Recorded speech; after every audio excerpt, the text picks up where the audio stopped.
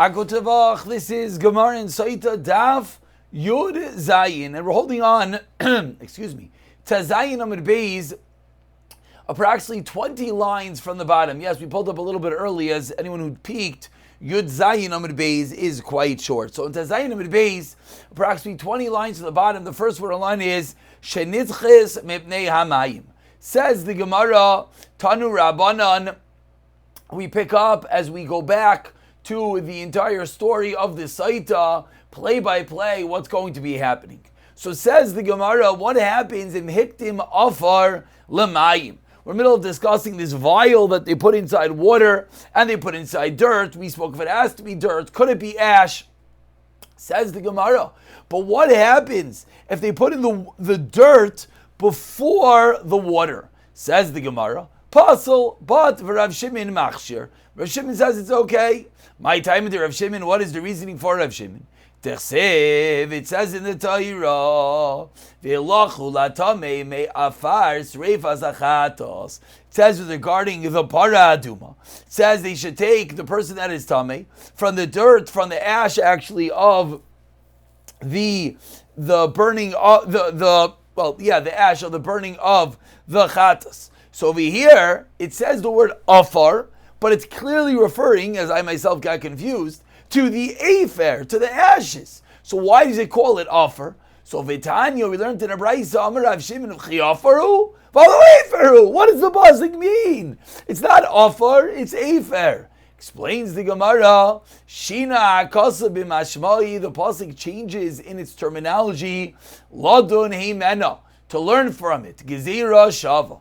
That what? Ne'Amerikan afar, v'nem lahalan afar. It says over here by the paraduma afar, and it says in our parsha by the Sotah afar, malhalan afar al gabe mayim, afkan afar al gabe mayim, that the afar, the dirt, should be placed onto the water. Umakam, but just like over here by the paraduma, if hiktim offer lemayim, it's kosher. So says Rav Shimon, yes, we're equating the para aduma with the Sotah. That lechatchila, what goes first? It goes the water and then the offer on top of the water. But umakan by the para aduma, if you put in the dirt first, it's kosher. Aflahala niktim offer lemayim, it's kosher. Says the Gemara, givaldik v'hasa min alan. How do we know that the din is true? By the para aduma, if you put on the ashes first, it is kosher. Explains the Gemara, Trei kroi ksivi der psu psukim ksev alav. It says with regarding this pasuk is the para aduma that they put the ashes I alma ifer berisha. So what do we see? What goes first? First goes the ashes. Uksev. Then the Torah says Mayim Chayim El Kli, that the Mayim Chayim or El Keli precisely should go into the Kli. So Mayim Chayim El Keli sounds like that when the Mayim Chayim is going into the water, nope, incorrect. The Mayim Chayim is the water. That when the Mayim Chayim is going into the Kli, into the vessel, it's directly into the vessel. What does that mean? That means there's nothing else in the vessel. Alma, what do we see from there? Mayim Bereisha. So how do we reconcile these two limudim? Ratza zenoisein. Either one you could do is allowed to be done, or more precisely, the Mefarshim explain, not you could be done, but bidi avad, if you did either one, it's going to be okay. So that is Rav Shimon, and that's where he learns that the ashes or the dirt could be put into the water over here by the Sotah. V'Rabbanan El Kli Dafka. See the Rabbanan? No, it has to Dafka be into an empty vessel. The water has to be an empty vessel, not with dirt or the ashes in it. Allah, what do we do with that? Pasuk la'arvon. What that means is, as we mix the water and the ashes by the para aduma, that the water is poured over the ashes. Ve'ima asks the Gemara, Allah of Dafka. How do you know? How do the Rabbanan know that? Maybe the exact opposite. Maybe that the ashes should be there first. Allah of Dafka, and not that you mix them. El Keli or El Kli, Shetei Chiyusan Bekli. And maybe the El Kli teaches us that has to come from living into the vessel, has to be directly from the Mayan, from the spring directly into the vessel. So how do you know the Rabbanan to make this drasha? Says the Gemara, Ma maltzinu b'chol makoim machshir l'maylo afkan machshir l'maylo. And Rashi over here points out, what is the machshir? The ofar. The dirt is the machshir asamayim livdoik aisa.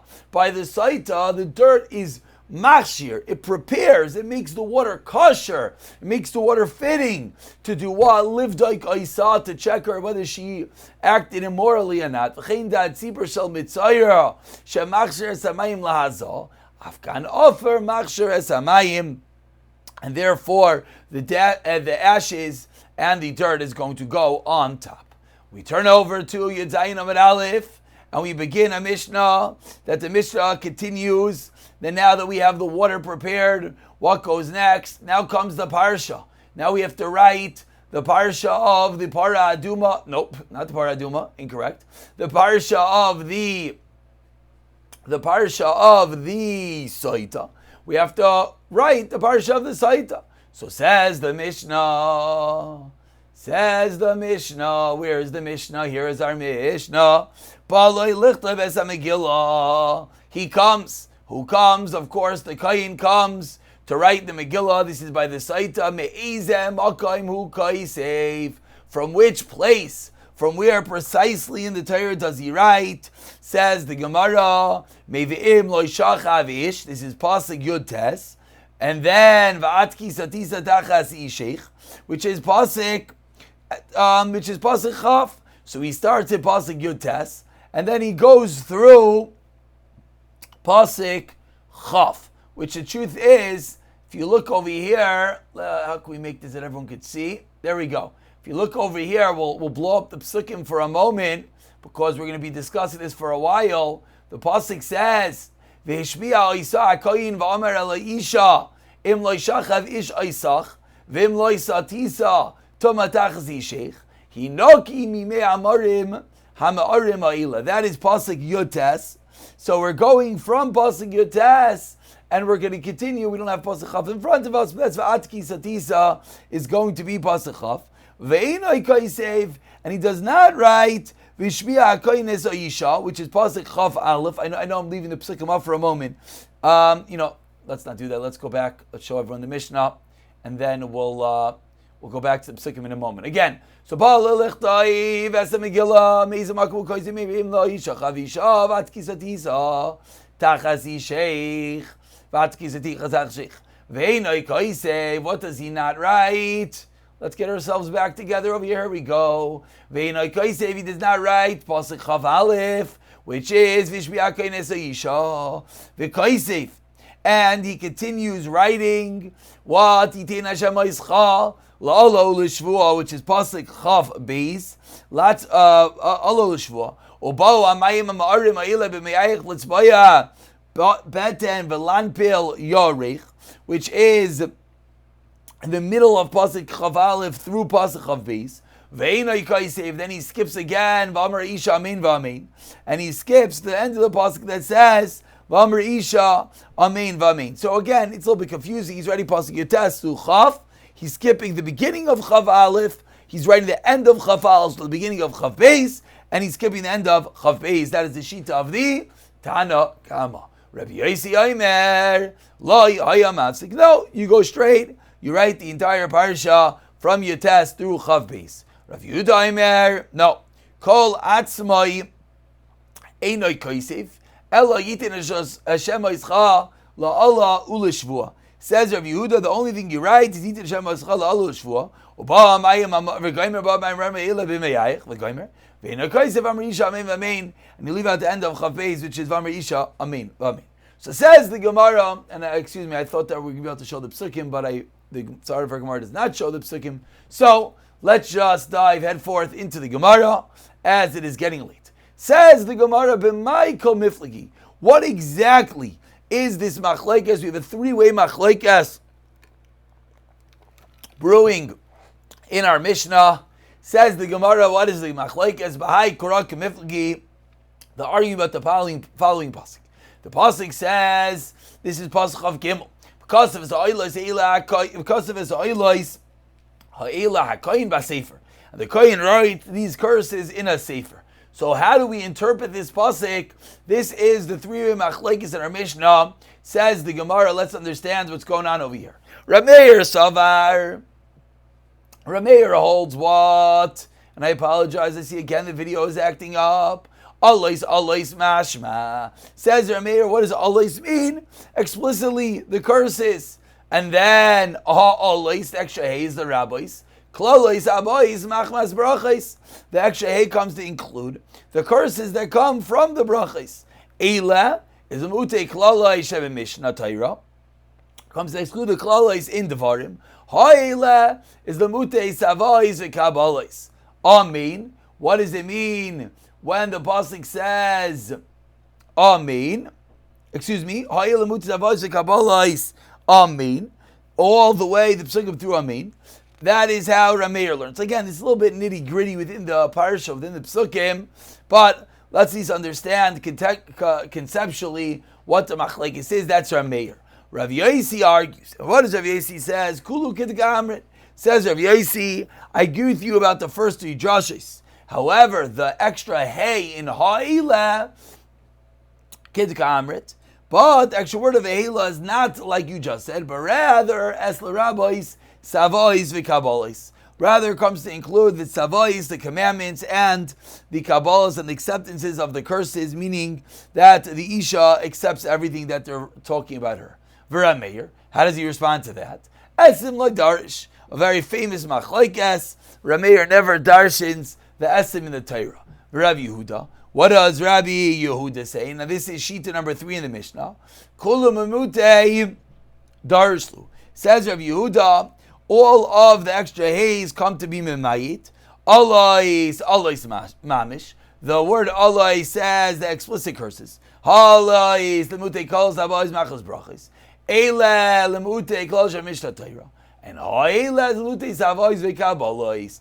V'Rameir. What does Rameir respond back to Rav Yehuda?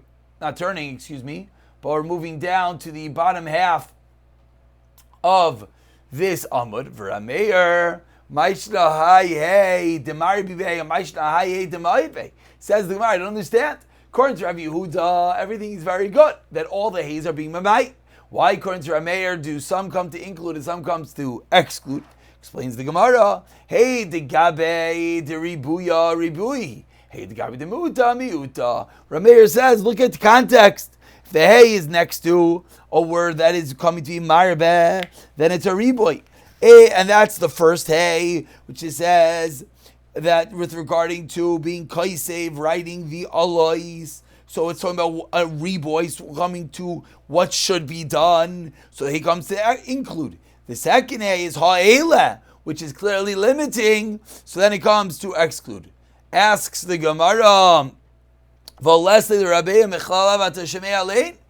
the Gemara, 1 second. We know all over Shas. Rameir doesn't hold that from the positive, you learn from the negative, learn out the positive.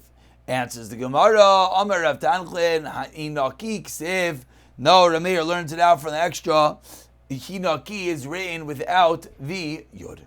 And that is the three-way machlekes in the Mishnah. Again, not nitty-gritty within the psukim, how they're darshaning, but let's move on, as the Gemara now segues into figuring out the chaymer hadavar of znos, which in the same context is going to teach us the maila of marriage. From the negative of znos, we learn out what a marriage should be. So says the Gemara, Darish, Rav Akiva, a bunch of famous, Sheva Brachas Torah, we'll call it coming up.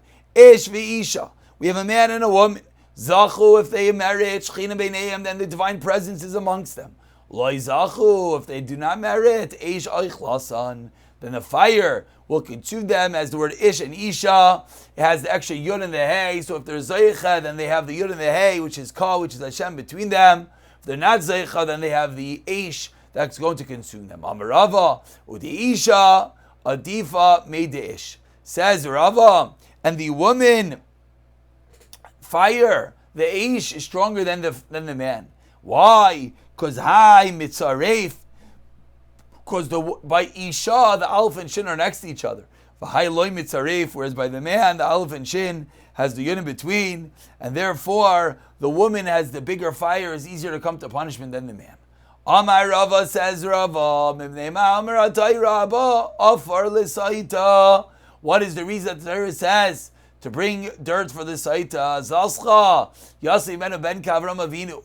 The word afar comes to either hone in on a maila, that if she's zaycha, she didn't do the aveira, she didn't have a wonderful child. Tachsiv bei afar veifer loizascha tachzar laafra. But if she's not zaycha, then she's going to return to the earth. Darsh Rava continues darshaning. B'schar shama Avram Avinu. Afar veifer zach leban of the beis mitzvahis. Afer para, the ash of the para, duma of afar saita. Ask the Gemara, Vikanami Afar Kisei Adam. What about the din of Kisei Adam by Karbanais? By Shchita, I should say, you have to cover up, well, both. You have to cover over the blood. Hasam Hechsher Mitzvah Ika, Hana Leka. By the Kisei Adam, that's not the mitzvah itself. Therefore, it's not coming to include it. But it doesn't, it's only the Hechsher of the mitzvah. Says the Gemara, Darish Rava. Continues Rava to Darshan. We're 10 lines to the bottom. The first line is Bischar. I apologize, we're having highlighting issues, we're having video issues, but okay, hopefully the audio is working. Says the Gemara, from the reward that the Pasuk Avram Avinu, it says that I haven't taken from a thread to a shoe strap. Zacha bana of lishtei mitzvahs. Avram Avinu, us, his descendants, were zeicha to 2 mitzvahs. Chod shel tchelas, the threads of tchelas, we were Tzua shel tefillin. Says the Gemara, Bish Lamer Tzua shel tefillin, T'chsev rokal amei aretz kishem Hashem nikra lecha. V'tanu Rav Lazar gadol aimer elu tefillin shel baroish. Alachot shel tchelas mahi. Says the Gemara, but what is the benefit? What is the hana of the chod shel tchelas? The Tanya Yirameir aimer. Man nishtana, we're 4 lines to the end of the Amid. Tchelas kol minei tzivainim. How's tchelas different from everything? Nishat tchelas toim liyam, v'yam toim l'erikia. Because the blue of the chelis is like the ocean, and the ocean is like the sky. V'erikia toim l'kisei hakavod shenemar. V'yiru es alkei Yisrael v'tachas raglav k'maisi liv noisa saper chetzem hashmayim l'taher. Uksiv. Kamari Evan Saper Demos Kisei, that the appearance of the sapphire stone is like the Kisei Akavod, the throne of HaKadosh Baruch Hu. So we see that the throne is sapphire, is tchilas in color, and that is what we were Zoicha. We begin the next Mishnah on the very bottom of Yuzayim and Aleph with continuing what the Kayin wrote in this Megillah of the Sotah. Einai Kaisev. How do you write it, says the Mishnah. The Kohen does not write it, Lo ala luach, not on a wooden tablet, V'lo on a yar, not on papyrus paper, V'lo ala diftera, as we turn over to Yizayim and Beis, not on diftera, which is unfinished parchment. As you see, the first Rashi points out that what is diftera, and we'll have this very soon in Gittin as well, with regard to the kashas of a get. But says Rashi, what is diftera? Diftera is ar she'inai mu'ubat, is hides that was not tanned properly, meaning it's not completed. Says Rashi, so diftera is unfinished parchment, you're not allowed to write the Megillah Sotah on. Ella, top line of Yudayim and Beis, Allah Megillah has to be written on kosher parchment. Shenemar ba sefer. Veinai kaisev, and what ink is used? Like kaimus, like kankitayim, like koldavar sharaisham. They didn't write the Megillah Sotah with gum or kankitayim, which is ferrous sulfite, or anything else that leaves a raisham, that leaves a mark. Ela diyai, rather diyai, which is ink that you write a sefer Torah with. Shenemar umacha kasav shiachal imchais. That needs to be specifically a ksav that could be erased, and therefore any of the other inks that will not become erased when they put this Parsha Sotah in water is possible from writing the Sotah on it. Says the Gemara some other requirements of the Megillah Sotah. Amar Rava, Megillah Sotah shekasa b'layla psula. Megillah Sotah that is written at night is as well possible. My taima, what is the reason that you can't write the Megillah Sotah at night? Asya Torah,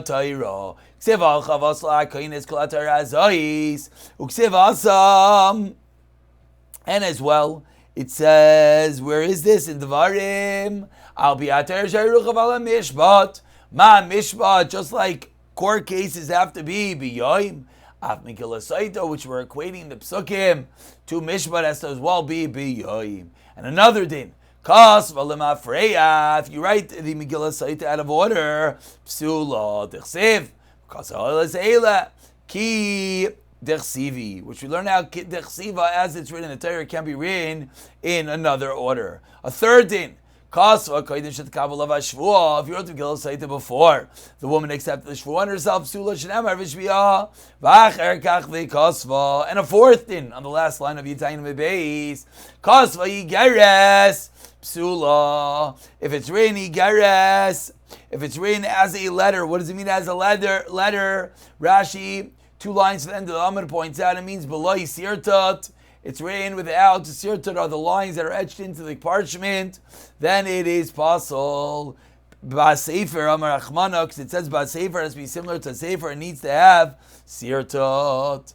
And we will, as our Daf Gemara in front of us is going haywire, so we will stop over here at the top line of Yud Ches Amud Aleph, in which we'll pick up with a fifth halacha of Kasu al Shnei Dafin, that if the Megillah Sotah is written on 2 pages, is as well psula. But we'll pick up from there in the next year in Mirza Hashem.